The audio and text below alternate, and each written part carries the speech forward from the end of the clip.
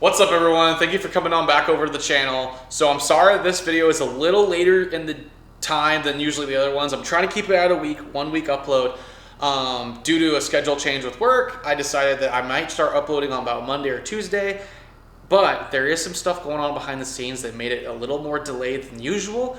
I may be able to announce that here in this, not this video, but the next video or the video after. It's super exciting. However, we are gonna have some pivots with some of the projects. Nothing bad, we're still gonna do exactly what I've been talking about and all of that. But some parts did come in today that I'm gonna start showing and talking about what could possibly be happening here in the future. So let's get on into it. Also, bear with me, I am filming on my own today. I'm still trying to kind of get used to it after having, the wife been filming for the last couple of videos, but I think we're gonna be okay. So let me start showing you what we've got. So our first really exciting part that's gonna be for the E36 is going to be these all new BC Racing coilovers that I am super pumped about. I've been wanting a set of these on one of my cars for, no joke, about 7, 8 years.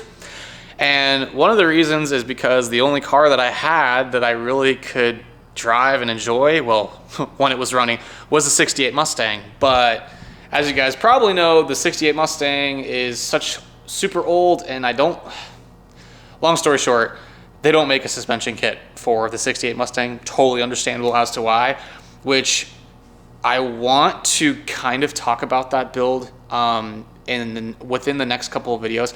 I have a super crazy idea for it. I just have to figure out logistically and planning wise on how to do it, but I'm trying to be as transparent as possible on this channel because I feel like that's a really valuable trait that a lot of the really good YouTube channels have. So I'm gonna do my best on here, but let's get back into it. So I'm gonna start unboxing. We'll start with the coilovers. I did get one more kit. By the way, all the products that you're gonna see in this video were like huge help from Drift HQ. They've been super helpful on all of the parts for all of these projects that are coming up, and I'm definitely gonna be a partner with them in the coming videos for sure. So thank you guys over at Drift HQ. I'm gonna start unboxing some of these, laying them on out, and we'll start talking about why I picked these parts and what they are. So give me 1 second. All right, so now that those are unpacked, I'm gonna start scooting around in my Drift HQ chair. I figure that's only normal since these parts came from Drift HQ. But in all seriousness, we selected some of the, here, I'll just flip the camera around. So as you can see, if you know anything about BCs, I went with the ER series. So one of the advantages that BC gives you is they have a ton of different, types of, basically they have all different types of series that they have with their coilovers. They have what would be considered, I guess, the entry level, but the BRs are still really nice, which is their entry level coilover. These are the ERs. I wouldn't say, I guess these are kind of considered the top dogs in terms of what they offer. There's probably one that's out there that's a little bit more beefier that I can't think of off the top of my head. But one of the reasons I went with this is because, let me flip this one more time.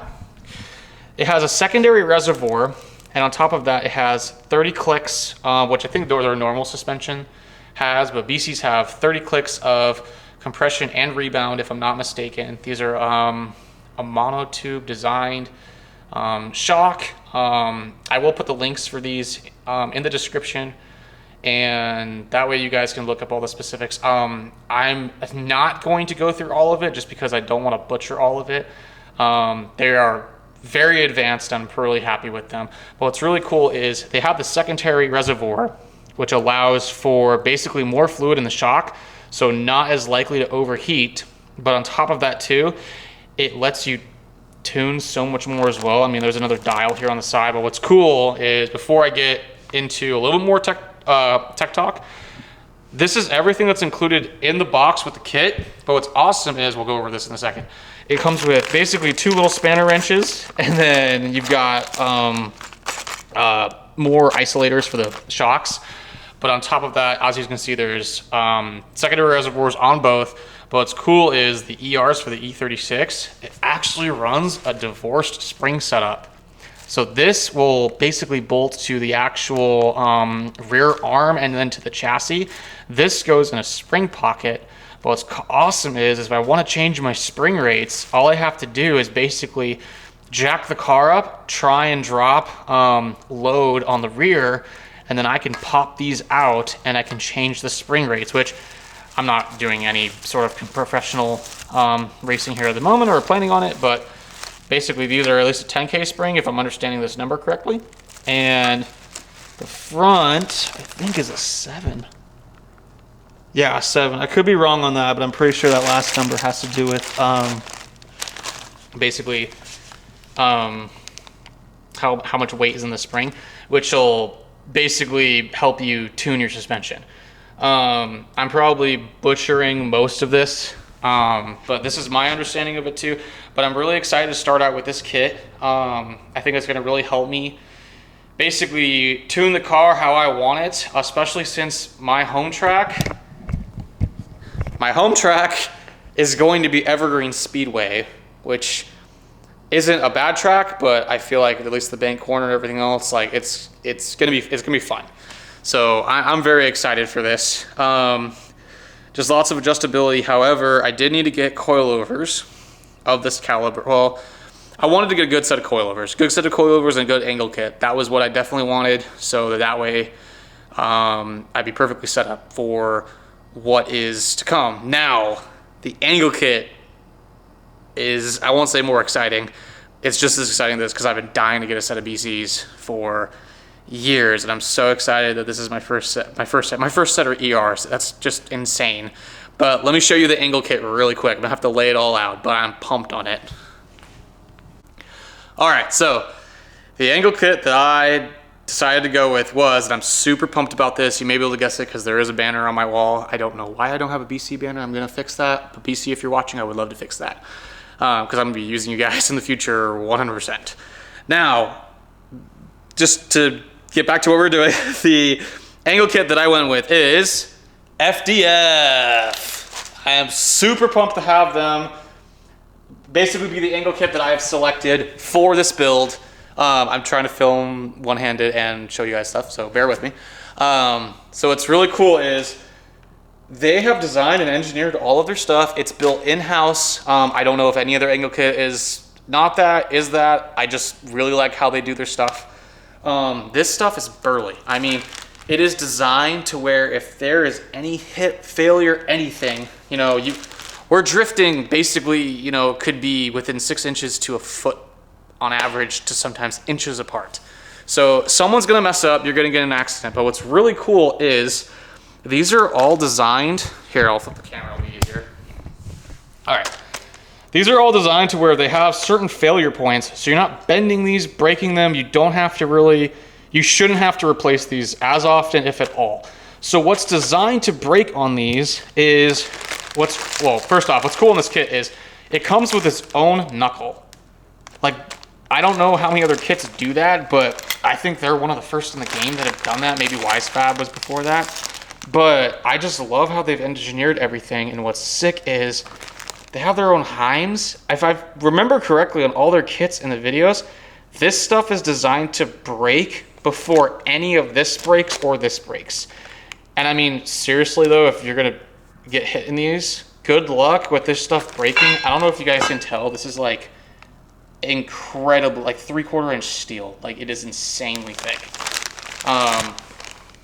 But yeah, this is gnarly. So for those of you that aren't aware, yeah, this is the knuckle. This is basically what your wheel, rotor, everything bolts to this with your brake on top of a hub. It spins on this, and this is the knuckle that actually rotates. And one of the reasons that you want an angle kit is because it is geometrically designed to where it'll give you more angle. So I think the quickest way I don't know if these are the correct size, but let me do this real quick. So, and not scratch my new kit. Basically, this connects to the lollipops, which this kit has. These are what they're called on the E36, they're lollipops. This actually connects to kind of in between the transmission and the frame rail. And you've actually got some adjustment with this, which is awesome. So this is just basically one bolt. Basically, you can hit it with an impact, move it in and out. It's pretty sick. And bolts to this bolts to the actual, believe the subframe, if I'm not mistaken. There's one bolt that goes up on the subframe, because these are, that's actually another part I want to discuss. These are some bolts that basically go up through the subframe, bolt on top, because if you do it on the bottom and it becomes loose, you're gonna lose your entire steering, have a really bad day, and probably crash really bad. But yeah, this bolts the steering wheel, this comes on out. So this actually has some clearance for both the knuckle and the wheel. So what'll happen is, as you can see, this is recessed here. This is what connects to your steering, this guy right here. Let me see if I can hold this in my left hand. Okay, so basically it's gonna go like that. So that bolt that's right in front of that little circular bushing, it's gonna bolt into that, and then that guy right there with the Heim, that's actually what's gonna bolt to your steering rack, and that's what's gonna steer the front of the car. So this is designed to where these two, you basically would take this bolt out, you would put the bushing in, you sandwich these in between, you put the bolt on, tighten it all down, and basically this knuckle's attached. Now your steering will connect here. That's one reason this has clearance on this end, so these won't hit. But on top of that, this stuff is designed, and your average car is only gonna move about that much. I mean, this stuff is designed to where you're throwing almost, 75, 60 degrees of angle, I think is what this kit is like able to do. That could be a wide range. I'm pretty sure it's between 60 to 70. I should probably remember that, but I don't off the top of my head, so I'm sorry. But what's cool is, I may have to put the camera down to get these out, but let me, I'm gonna have to do that. So let me show you this really quick, just a second. All right, what's super cool about this kit is not only does it have a connection for your steering on a nice beefy Heim joint, it also has an adjustable steering rack linkage, and it's got these super beefy connection points for the steering rack, so this can all connect. And what's awesome is, again, another beefy Heim joint. You've already got, actually, I thought this came disconnected. That's interesting. Huh. Oh, I see why. Okay, and so what you would do is you take this out. It's got a nice threaded bolt here. You thread this into your steering rack, and then you would actually reconnect this Heim joint with the bolt on top, again, in case this ever falls out. If this comes loose, the likelihood of this falling out is pretty low. If it's upside down, it'll just fall right out. You'll lose all steering. That's really bad on the car, as you can probably imagine. So there's lots of, you can adjust this, basically, is the big thing. So I can adjust my steering rack. I can adjust basically my camber, my caster, which is another thing. There is caster plates in here. I'll get those out in just a sec. But there is so much adjustability on this car that it is just absolutely insane. Now, the argument could be that there is too much adjustment. I'll just show you right there. Here's the caster plates. I'm gonna go into a bigger in-depth explanation of installation of these parts, what they're capable of, everything else when we install it. My big thing right now is I just wanted to show you guys all of this stuff.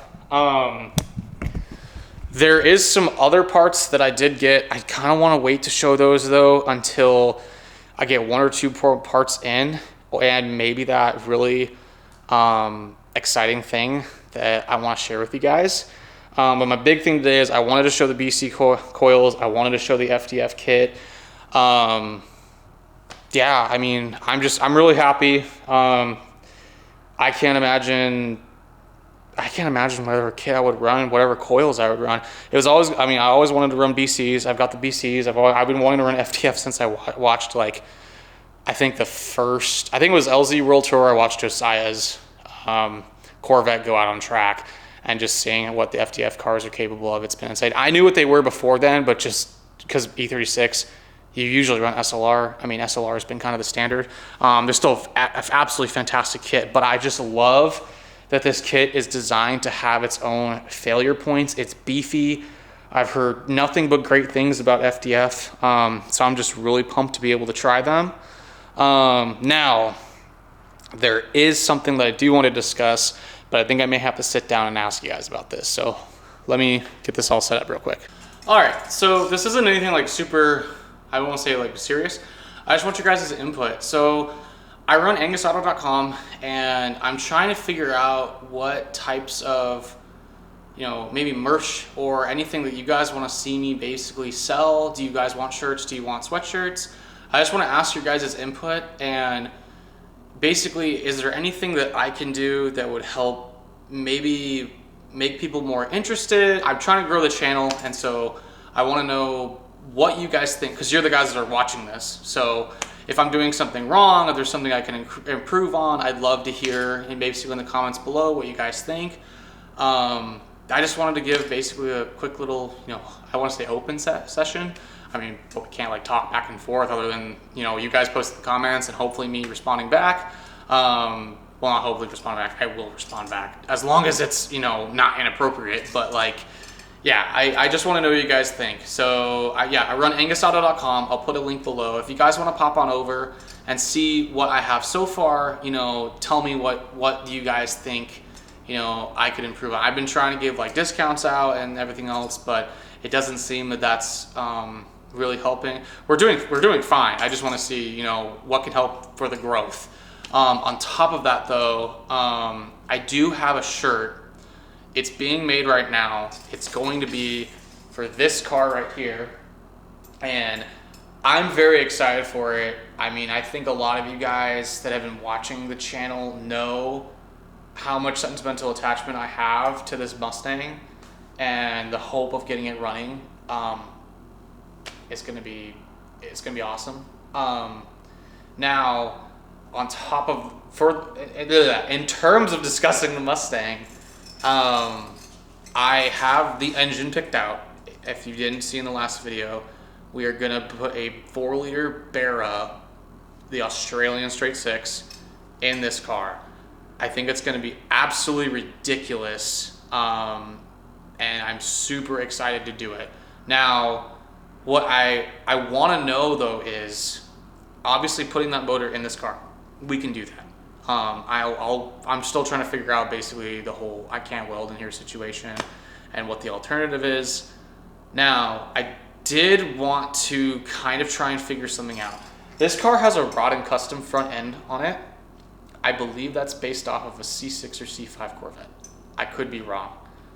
I want to see if there's a way where I just got an FDF angle kit.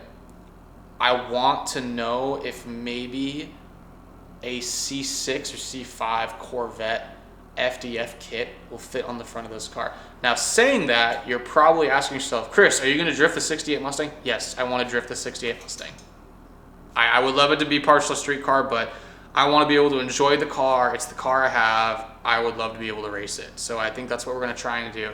Now, I may actually invest in a 3D scanner, and I may try and scan the suspension and see what's close, because if there's anything that I can find that would be relatively close, I would love to make it work. Now, the rear suspension, that's a whole other story. I could just put a 4-link in the rear and we can try and get it as close as possible, but the angle is the big one, tire and everything else.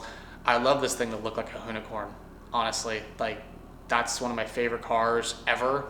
And I watched it, I mean, the entire time that it was around. I mean, it still is, but you get what I'm saying. And yeah, I'm just pumped. There's a lot of plans that I have for this car. I just need everyone to be patient. But I just want to have that open discussion with you. If anyone knows a Rod and Custom front end on it, like, or a Rod and Custom front end that, if it's a C6 Corvette suspension, I'd love your input on it. I'm having a hard time finding if it for sure is without taking measurements. But I've rambled on far enough, so I'm gonna end this video, and I'm hoping that you guys will be super excited for the next one, because I don't wanna say what could be happening yet, but the next video, I think we're gonna have an awesome addition to the shop. That's all I'm gonna say, since you watched this far in the video. Thank you so much for watching. I hope I'll see you in the next one. Peace out.